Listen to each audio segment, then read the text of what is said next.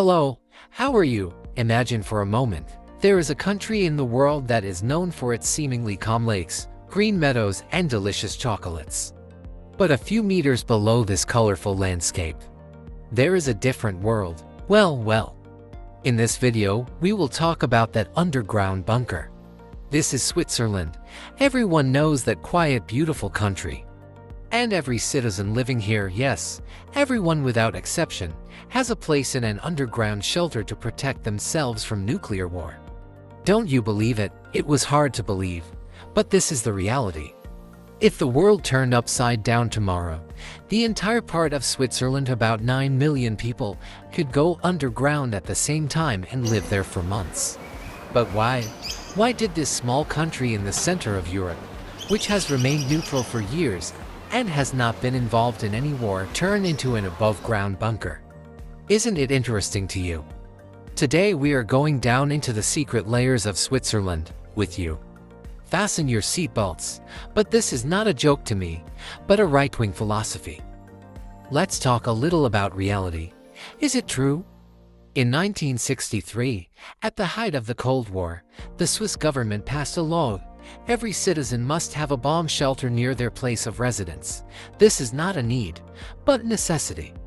Would you like it to be like this in your country?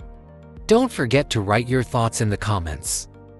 If you don't have space in your house to build a shelter or the building is too small, you pay a special tax to the state.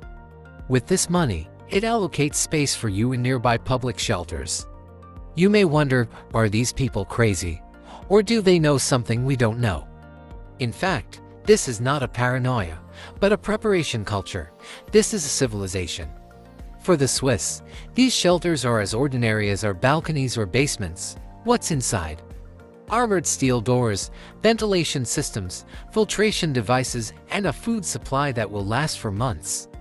Do you think having a 40 centimeters thick concrete door in the basement of your house made you feel more comfortable or scared? Comment on this answer in the comments section, friends. The roots of Switzerland's concern for so much go back to World War II. At that time, the legendary Swiss General Henry Guisan developed a plan, the National Redoubt. The strategy was simple but brilliant. If the Nazis or another power invaded Switzerland, the army would defend the impenetrable Alps, not the cities. The mountains were drilled into, tunnels, hidden artillery points, and underground bases were created. The windows are paintings, but the walls are 2 meters thick concrete. Friends, think for a moment. Suddenly, the usual farmhouse you see on the side of the road suddenly opens its shutters and turns into a fortress that shoots concrete blocks. It's like a Transformers movie, isn't it? Switzerland is sending the world this message: you can attack us, but you can never take us out of the attack. So, what happens inside these shelters if there is a nuclear explosion or attack? How will the Swiss live there? From a scientific point of view, these shelters are equipped with an overpressure system. The air pressure here is slightly higher than outside so that no harmful gases, radiation, dust, or dirt can leak in. The air is purified by passing through special charcoal filters. But let's be honest, these shelters are not 5-star hotels. There is no luxury there. Metal beds stacked on top of each other, dry food, and limited personal space. Staying in a shelter with 20 to 30 people for months. This is, on the one hand, a test of psychological endurance. Interestingly, today many Swiss use these shelters as a wine cellar, a music room, or just a storage room for things.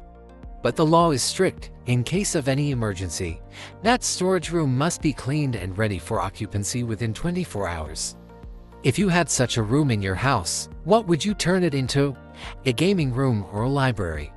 Sometimes people think that being a neutral country means not spending anything. But this is not at all the case. Switzerland shows us the exact opposite. To remain neutral and not take anyone's side, you have to be stronger than everyone else. Because you officially do not have an ally like NATO, for example, who would come to your aid in case of a crisis. Switzerland's financial budget and the maintenance of these shelters cost billions of dollars. It's like insurance. You hope you never have an accident, but you pay the insurance premium every month.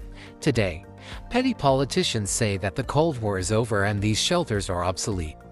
But the global tensions, nuclear threats, and unexpected wars that have taken place in the world in recent years have shown that perhaps the Swiss were right. They read the future better than us. What did we learn in the end? Switzerland is not just a country of banks and watches. This is the best prepared plan B in the world. Their construction of shelters in every house is not due to fear, but to responsibility. They know that peace is not difficult, war is not difficult, but preparing for war at any moment. Maybe one day this underground world of Switzerland will no longer be needed. Let's hope it won't be. No inhabitant of the world would want that. If there is ever a war, let everyone stay in shelters. But if one day the world goes dark, the lights at the foot of the Alps may still be on. So what do you think? Should we have mandatory shelters in every house, or is this a waste of money? I'm waiting for your thoughts in the comments. Remember, the strongest shelter is your preparedness. See you in the next video. And remember, Switzerland loves peace, but it doesn't hesitate to go underground to preserve it. If you enjoyed this video, don't forget to give it a thumbs up. If you'd like to broaden your horizons and expand your knowledge, subscribe to our channel and join our community. See you in the next video.